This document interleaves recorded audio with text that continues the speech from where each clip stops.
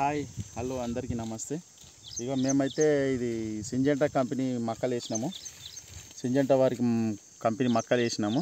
1950 రూపాయల బ్యాగ్ అది. ఇక దీనికి మాత్రం ఒక్కొక్క చెట్టుకు 3 బుట్టలు వచ్చినాయి. కానీ సీడ్ సూపర్ ఉంది, బాగుంది, పర్లేదు. ఇగో ఇది 3 బుట్టలు వచ్చినాయి. ఆల్మోస్ట్ టోటల్గా అయితే 3 బుట్టలు వచ్చినాయి. 2 బుట్టలకు అయితే తగ్గలేదు. సూపర్ అంటే సూపర్ ఉంది, అసలు సీడు చాలా బాగుంది. ఇప్పటికీ 100 రోజులు 115 రోజులు అవుతుంది. ఇప్పటికీ పంట చేతికి వచ్చింది. చాలా బాగుంది. మస్తు కష్టపడ్డాము. 1 ఎకరం అయితే వేసినాము. చేను అయితే చాలా బాగుంది. పందులతో కూడా మస్తు తిప్పలు పడ్డాం, మస్తు కష్టపడ్డాం. పందులు అయితే మామూలుగా వస్తలేవు. నైట్ అంతా ఇన్నే ఉన్నాం.